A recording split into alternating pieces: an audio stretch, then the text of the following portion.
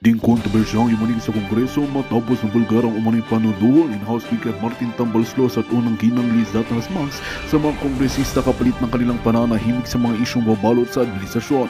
Pinangalaran na rin ng ilang mga sangkot sa katiwalian. Ito ang nagdulot ng mas malaking isyu sa gobyerno.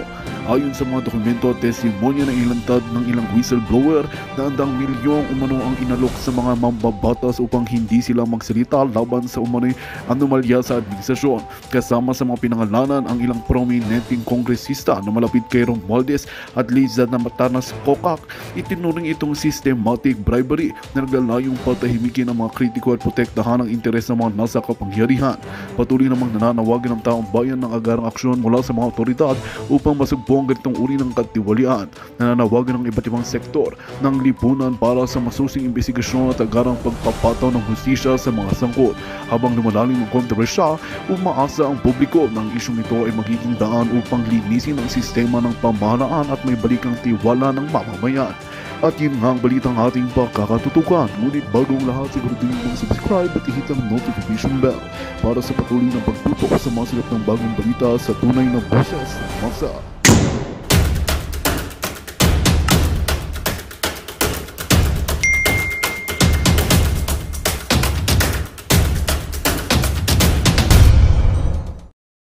Si Inday Ilongga nangunguna.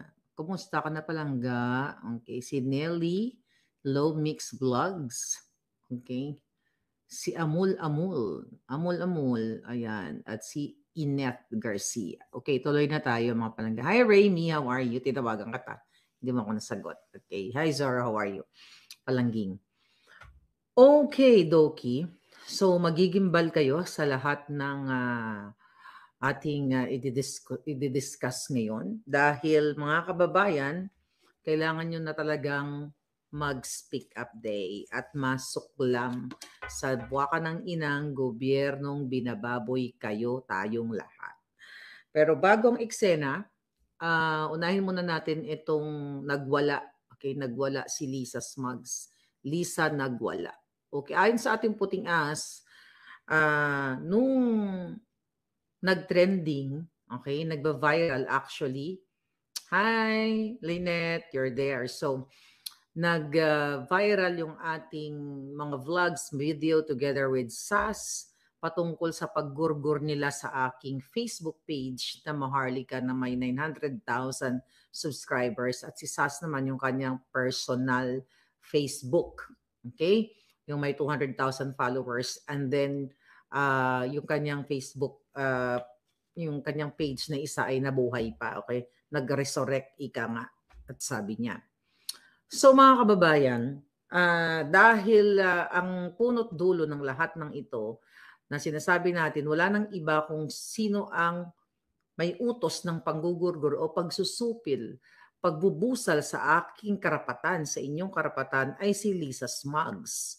So dahil nag-viral siya at galit na galit ang mga taong bayan, galit na galit kayo sa inyong comments, at nakarating syempre sa kanya, Hi Mike Do, kumusta? Kailangan ng kumilos ang taong bayan bago mahuli ang lahat. Tama ka dyan, Mike. So ano pang inaantay ninyo mga palangga? Kailangan na natin kumilos. So nung nag-viral na naman, galit na galit daw po si Lisa Smugs as in nagwawala, nagsisisigaw sa loob ng Malacanang. Dahil bakit daw, ito eksaktong word, gusto ninyo galing sa ating puting ahas, nakakaloka, matatawa kayo na mabubwisit. Nagwala, sabi niya, Miss Maharlika, may nagwala na naman dito sa palasyo. Okay? Ang sabi, bakit daw siya ang pinagbibintangan si ahas? Bakit daw siya ang sinisisi kaagad kapag may mga injustices na nangyayari sa Pilipinas? Okay, sa ating bansa. Bakit daw yun kaagad ang naiisip ng ninyo at ako? Syempre, wala nang iba. Dahil ang kalaban natin, ang national problem nga, is si Lisa Smugs. Alright? Ngayon, sabi din ni Lisa, kahit naman, ito yung sa language ko sabi niya, kahit si Martin Romualdez ang nag-execute ng plans, ako ang pagbibintangan nila. Kung di ba naman gaga, okay? Kung di ba naman baka ng ina. So, ang level daw ng pagwawala niya talagang kinabog ang Malacanang. Alright, so ano yun? Bakit siya nagwala? Kasi nga, ang ulo ng lahat ng ito, silang dalawa ni Romualdez, kasama na si Kuting. Si Kuting kasi sunod-sunuran lang, di ba? Parang pusang julol, okay? Kuting na julol, alright? So, doon sa pagwawala niya, kung di ba naman Syonga Bells, dahil nakatira na naman ng hitad, okay? Bakit daw siya ang pinagbibintangan na siya ang nagpagurgur ng mga page namin? Actually, yung page ko hindi pa bumabangon, alright? Dahil si Martin daw ang may gawa nun. Si Romuald, di ba naman Bobita Peron, kung di ba naman nukno ka ng kasyungahan ka palibasa, yung utak mo nilalamo na ng jalak, yung butod mo punong-puno. So, napag-alaman tuloy ng puting ahas na magkasabwat sila. At you know what? Magkano ang presyo ng paggurgur ng ating Facebook page? 150,000 ayon sa puting ahas. So nakadalawang 150,000 ang underground IT ni Kuting, ni Tambaluslos para i-take down, para mapa-take down yung ating Maharlika page. Ngayon, sabi ko nga palangga, na kahit naman i-take down nila yung page natin, nabukilya na kung anong kababuyan ang ginagawa ng gobyerno ni Kuting at nito ni Ahas at ni Tambaluslos. Imagine nyo mga kababayan, pera ng Pilipino, pera ng mga OFW, pinaghirapan nating lahat, yung mga remittance natin na pinapadala natin at ang mga Pilipino sa Pilipinas na nagkukumahog na magtrabaho everyday, 'di ba? Kinakaltasan ng taxes. Yun ang pinanggagalingan ng pinangbabayad sa mga sindikatong 'yan. Okay, ng gobyerno 'yan para busalan o kitilin, gurgurin ang ating mga Facebook page. Pero again, huwag kayong matakot. Okay? Huwag kayong matakot kasi mananalo tayo. In the end, mananalo tayo mga palangga. So yun, galit na galit si Lisa Smugs. Bakit daw siya ang pag may lahat ng kaguluhan, kaletsehan sa Pilipinas, siya daw kaagad ang sinisisi. Ay, sinong sisisi namin? Buwak ka ng ina ka. Alang naman ako. Ikaw ang nagnanakaw ng pera. Ikaw ang nangungubra sa bawat ahensya, jutang Ginemes ka, Lisa. Ibabaon ka namin sa kumunoy. Kayo, 10 na mga kasabwat mo, taong bayan ang hihila sa iyo. So yan ang galit na nagwawala siya. Bakit siya naman ang sinisisi? Wala nang iba. Sabi ko nga palangga, sa buong 2024, I hope wag na sila umabot sa buong 2024, hindi dito tayo iikot sa pangangamkam at pangbababoy, pangdudura, pangbabatok ni Lisa at pakikipagsabwatan ni Tambaluslos at ng gobyernong itong mga sabog, lutang, pulboronic. 10 ng kanang mga inappoint ni Kuting na mga pulboronic, bangag, mga kaklase niya sa pagpupulboron. Ito ngayon ang epekto na nangyayari sa ating bayan. Okay? Matutuwa ba kayo na para patahimikin ako, para patahimikin kayo, gagamit sila ng mga tiwaling eksperto sa teknolohiya para ipa-shutdown ang page natin. Ayaw nilang lumaban ng parehas. Sabi ko nga, mabuti-buti pa nung panahon ni Noynoy, okay? At even nung bakbakan natin ng mga dilawan na ngayon, love nyo na ako, ay hindi nyo napatumba ang page ko. Pero ito, mga palangga, at ang ginamit dito ayon sa kabilang puting ahas natin, marami tayong puting ahas na ginamit ni Tambaluslos at ni Lisa Smugs. Okay? Ang issue ng national cybersecurity para ipatumba, lalo na yung sa akin. Diba? Ano naman ang nakakaalarma, okay, sa national security sa mga vlogs ko? Mas nakakaalarma ang waka ng inang panggagancho nyo, pangunguha nyo ng pera, pangbababoy nyo, lahat pagmamalupit nyo sa mga tao sa gobyerno. Pagtatanggal nyo sa mga tao ng walang kalaban-laban, katulad sa PIDEA, katulad sa Marina, dyan sa Presidential Communications, sa may mga tinanggal din dyan in the past, at sa iba pang ahensya na pinagdududahan ni Lisa na puting ahas. Ang national security, yung ginagawa ninyong pangbababoy sa Pilipinas. Diyan ang nakasalalay ang seguridad. Wala nang seguridad ang Pilipino dahil pulboronic kayo dyan sa Malacanang. Tapos ginamit nila palangga. Okay? Ayan natin yung isang puting ahas dito. Right.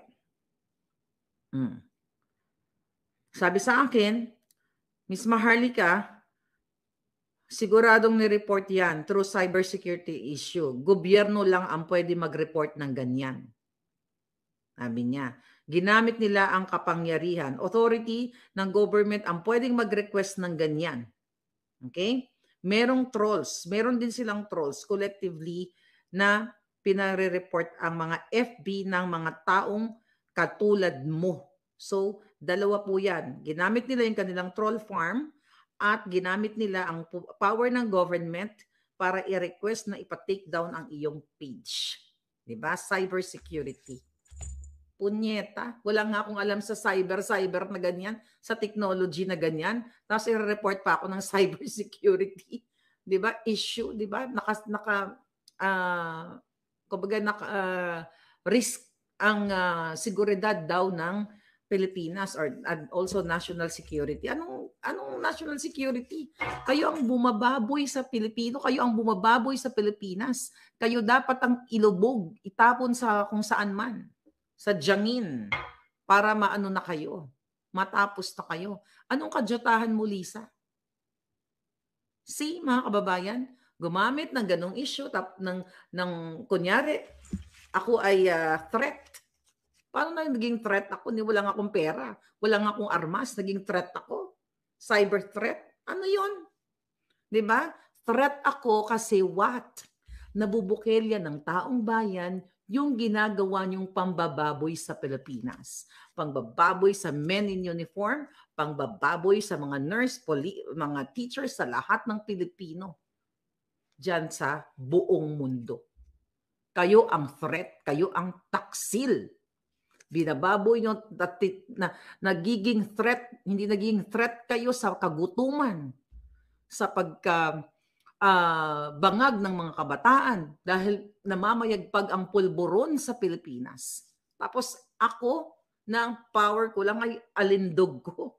Tangin ng mga to, akala nyo mapatatigil talaga ninyo ko, no? Diba? Although gumagapang na ang mga hitman ninyo, hindi ako matatakot sa inyo. Tanginan nyo, lahat tayo matitegi. At sisiguraduhin ko, pag, nakita ko yung mga hitman ninyo, gagamitan ko nito.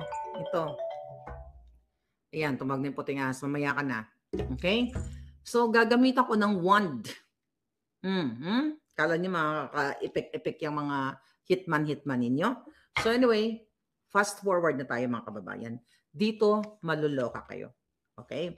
Let's talk about People's Initiative. Di ba, December 12 o 13 dyan sa Pilipinas, pinag-usapan ni Tambaloslos nila dyan sa Kongreso para magkaroon ng pagbabago o pagbabago ng ating konstitusyon o charter change. Ngayon, mga kababayan, based dun sa sinabi ng report, okay, ng media na kung saan nagsalita si Tambaloslos na kailangan daw, di ba, sa kanyang speech actually, na kailangan daw magkaroon na ng charter change. Di ba? Sabi pa nga niya next year, ito sabi ni Tambaloslos, next year, which is 2024, we will focus our attention on studying and reviewing proposals that deal with the restrictions blocking the entry of foreign capital and investment in the Philippines. This include deliberations on proposed measures related to constitutional change. Okay? Pinag-usapan nila yan second week ng December last year of 2023. So ngayon, mga kababayan, okay? At ang kanyang House Senior Deputy Speaker na si Aurelio Dong Gonzales Jr. ay nagsalita din na paano daw, ito ang example niya. Okay, this was December 12. Bagong Pilipinas, dapat bagong konstitusyon. Okay, sabi ni Dong, we will try to pursue, sabi niya, we will try to pursue it by next year. Pareho sila ng litanya ng kanyang amo na si Tambaloslos on the resumption of the third regular session. We will tackle the amendments to the 1987 Constitution. Sabi niya, bagong konstitusyon ng bagong Pilipinas. Paano ka magtatrabaho kung bagong Pilipinas pero luma yung ating konstitusyon? Kung di ba naman, kalechihan ang kanyang sinasabi. Paano daw sila magtatrabaho kung luma ang Constitution? Aba, paano kayo magtatrabaho? So, ibig sabihin, wala kayong tinatrabaho dyan, tumatanggap nun talaga kayo ng pera dahil luma yung Constitution. So, kailangan talagang magkaroon ng charter change para what? Para ma-extend ang inyong mga term at hindi na magkaroon ng eleksyon sa 2025. Okay, sabi pa ni Dong, our objective is bagong konstitusyon ng bagong Pilipinas. Okay, yan ang kanilang objective. Mga kababayan, bagong Pilipinas, bagong pulboronik, bagong pangangamkam, bagong pambababoy, bagong pagpapahirap sa Pilipino, bagong pagtataas ng sobrang taas na presyo ng mga bilihin sa Pilipinas. Samantala, okay, tama yung ibang mga senador na nagsabi na ang issue kung bakit gusto nila magkaroon ng charter change at gagamitin nila yung People's Initiative, okay, ay para i-extend ang kanilang term limits. Ngayon mga palangga, ayon sa ating puting ahas, di ba? Namigay si Tambaloslos ng 632 million bago mag-end ang sesyon noong December. Para saan yun? Yung 632 million total yon sa buong senador. Buong kongresista. So, mayroong, based dun sa ni-research natin, na mayroong 316 seats, okay, sa Congress. So, ayon sa ating puting ahas na kongresista mismo babae, ay binigyan ng 2 million each sila. Okay? 2 million each para isulong yung People's Initiative next year. Kasi 'di ba? What do you call it? Itong charter change na ito through People's Initiative, kailangan na ng 3%, okay? 3% na registered voters sa bawat distrito nila. Okay? Sa bawat district nitong mga kongresista na ito. So ngayon, mga kababayan, ito ang isusulong ngayon. Okay? Isusulong nila ngayong pagpalit nila sa January 2022, mga palangga. So isa sa paraan para mapalitan ng bonggang-bongga ang ating ma-ratify, okay, ang konstitusyon ng Pilipinas ay sa pamamagitan ng People's Initiative na kailangan lamang ng 3% na total ng registered voters sa kanilang mga distrito. So yung 632 million, which is 2 million pesos each bawat congressman, mga palangga, ay binigay ni Tambaloslos sa lahat ng kongresista bilang suhol. Imagine niyo mga kababayan, 2 million each. By the way, hindi lang ito sa Paskong 2023. Nagbigay din si Tambaloslos noong 2022. So, if we just compute for the 2,632 mga palangga, okay, magkano yan? Ilang bahay ang pwedeng ipatayo niyan mga palangga? Ilang bahay ng mga Pilipino ang pwede nating ipatayo? Okay. Okay, 1,000, okay?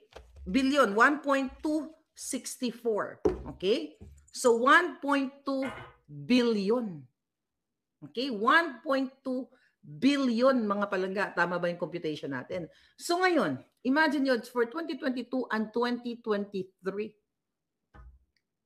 pinamasko ni Tambaloslos ayon sa ating puting ahas, 2 million each. Mga kababayan, Samantalang tayo hirap na hirap. Tayong mga OFW kakakapadala ng ating mga remittance. Kayo dyan sa Pilipinas, hirap na hirap kayo magtrabaho. Taxes nyo to. Remittance money natin to. Ipinamigay lang sa mga buwaka ng Genimes na mga kongresista. Okay? Ang 2 million each. So, bali naka 4 million na sila. 22 to 2023. 4 million each mga palangga. At ayon sa ating, puting ahas. Actually, kongresista ang ating puting ahas. Magandang balita ang hatid namin sa inyo ngayong araw. Sa pagtatapos ng aming balitaan, nagbigay kami ng mga mahalagang impormasyon. Maraming salamat sa pagtutok at pagsuporta sa aming programa. Huwag kalimutang manatili sa mga susunod na araw para sa mga bagong balita at mga kwento na dapat nating abangan. Mula sa Boses ng Masa, magandang araw, Pilipinas!